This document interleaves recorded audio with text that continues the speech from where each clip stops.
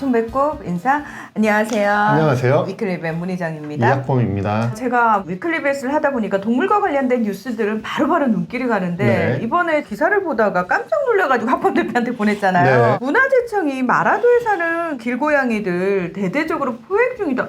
이런 기사가 나왔어요. 맞습니다. 고양이가 천연 기념물이자 멸종위기 야생생물 2급인 뿔새오리를 위협한다는 이유로 포획을 하겠다라고 발표를 했습니다. 근데 이상한 부분이 문화재청이 포획을 한다는 거죠. 맞습니다. 왜 그러냐면 우리가 반려동물 또 농장동물 관련 정책은 농림축산식품부가 담당을 하잖아요. 그렇죠. 또 야생동물은 환경부가 담당을 하고, 그런데 이 천연기념물 관련돼서는 문화재청이 담당이기 때문입니다. 그러니까 다시 말해서 일단은 고양이가 천연기념물인 뿔새오리를 포식하기 때문에 얘의 멸종을 막기 위해서 네. 고양이를 포획한다 이 말인 거죠. 맞습니다. 이 뿔새오리가 전 세계에 한 5,000마리, 6,000마리밖에 남아있지 않대요. 그러니까 굉장히 이제 멸종위기 동물인 건 사실이고, 우리나라 섬에 한 300에서 400상 정도가 서식하는 걸로 알려져 있는데, 그 중에서도 이 마라도가 뿔새오리가 서식하는 세계 유일의 유인도입니다. 나머지는 다 무인도에 있고요. 그러니까 뿔새오리라는 이 개체한테는 마라도가 진짜 중요한 서식지라는 맞습니다. 얘기잖아요.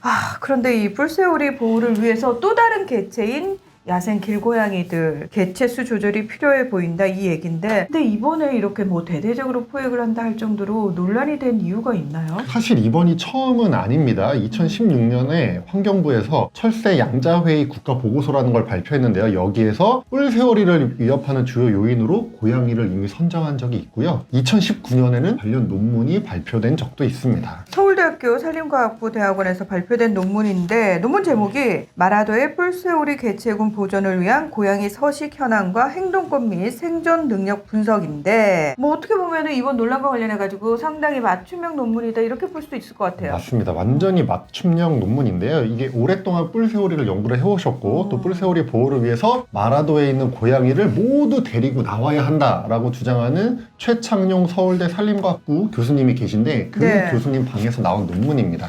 그러니까 연구가 상당히 자세하게 진행이 됐다고 네. 하는데, 그래서 결론은 뭔가요? 결론만 말씀드리면 중성화를 통한 고양이 개체군 감소는 장기적으로 좋은 효과를 기대할 수 있지만 고양이의 포식 피해를 제거하는 근본적인 방법은 될 수가 없다. 안락사도 주민들의 반대로 현실적으로 불가능하다. 따라서 주인이 없는 들고양이는 안락사 혹은 외부 반출을 통해서 뿔새오리에 대한 포식률을 낮춰야 되고, 주인이 있는 집고양이는 중성화 수술을 해서 개체군 증가를 방지해야 한다. 이게 결론입니다. 일단 야생 고양이는 다 포획해서 섬 밖으로 무조건 빼낸다. 네. 그리고 집고양이들은 중성화 수술을 한다. 맞습니다. 일단 빼낸 고양이들은 그 다음에 어떻게 되는 거예요? 그래서 이번에 문화재청 계획에 따르면 일단 네. 빼내서 입양 보낼 수 있는 개체는 입양을 보내고, 그 다음에 나머지 개체들은 각 지역에 있는 보호소로 보낸다라는 계획이거든요. 근데 길고양이가 사실상 유기동물로 입양이 잘 안 되잖아요. 그렇죠. 그러면 시간이 지나면 아마 안락사가 대부분 될 것으로 보입니다. 그럼 뭐 섬에서 안락사 하는 게 아니고 그냥 빼내와서 안락사 하겠다는 얘기처럼 네. 들리는데, 사실 지금 이런 얘기들 나올 때마다 제가 생각나는 나라가 있어요. 호주라는 나라인데요. 호주는 항상 지금 말씀하신 그 방식으로 문제를 해결하려고 해요. 호주도 섬이다 보니까. 그래서 길고양이 뭐 200만 마리를 살처분한다 이런 얘기들 있었거든요. 네. 실제로. 그래서 이때도 이유가 뭐냐면 호주에 살고 있는 수많은 야생동물들 보호라는 명목이었어요. 맞습니다. 이제 호주에서는 야생 고양이가 100종 이상의 호주 토종 야생동물의 생존을 위협한다. 그리고 1년에 수백만 마리의 동물들이 고양이에 의해서 포식당한다. 이런 문제가 오랫동안 지속되어 왔습니다. 네. 그래서 특히 이제 호주의 경우에는 다른 나라에는 살지 않는 동물들이 좀 많잖아요. 그렇죠. 그러다 보니까 이런 토종 야생동물들을 지키기 위해서 야생 고양이 살처분에 나섰고, 심지어 고양이 사냥도 허용되어 있습니다. 그 부분 때문에 사실 우리나라 고양이 학대범이 호주로 갈 생각까지 했다는 거 아닙니까? 맞아요. 진짜 네. 끔찍한데. 자, 그러면 실제로 호주에서도 이 200만 마리의 고양이 살처분 가능했습니까?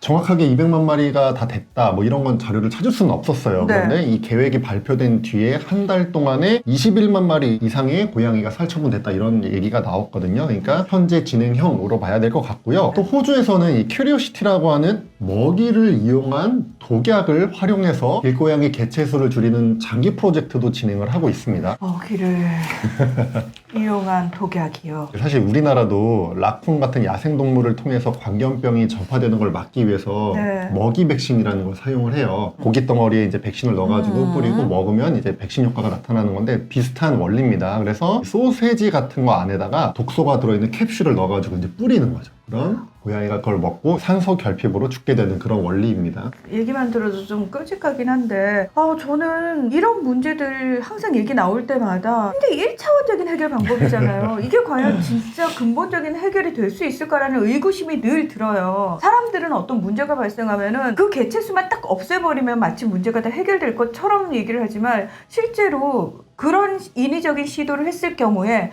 그 이후에 우리가 상상치 못하는 파급 효과라든지 폐해가 발생할 수도 있거든요. 근데 왜 그런 부분과 관련해 가지고는 조금 더 심도 있는 연구라든지 조금 더 심도 있는 얘기가 되지 않는지. 그리고 또 하나 마라도에도 사실 캣맘 분들 계시잖아요. 있습니다. 그분들의 도움을 결국은 받아야지 현실적으로 길고양이들 포획이 가능할 그럼요. 텐데 네. 그분들하고의 논의는 충분히 이루어졌는지도 궁금하고. 그렇지 않았다고 지금 알려지는 것 같아요. 그래서 이게 논의가 없었고 너무 밀어붙이기 식으로 제도가 시행이 되려고 하다 보니까 논란이 커진 것 같습니다. 그럼 공무원들이 가서 그냥 잡겠다는 건가요? 사실 그거 불가능하잖아요. 네. 그래서 일에는 순서가 있는데 빨리빨리 하면 무조건 좋을 것 같지만 의외로 빨리빨리가 굉장히 큰 후폭풍을 몰고 올 수도 있습니다. 그러니까 정말 해결을 하고 싶다면은 그 일과 관련된 많은 분들의 의견을 듣고 그리고 함께 머리를 맞대고 서로 좀 도울 수 있는 그런 논의 과정도 조금 중시해줬으면 좋겠다라는 간절한 바람 가져봅니다. 네. 제발 동물과 관련해서는요. 자, 오늘 위클리 벳은 여기서 마무리하겠습니다. 함께 해주셔서 고맙습니다. 감사합니다.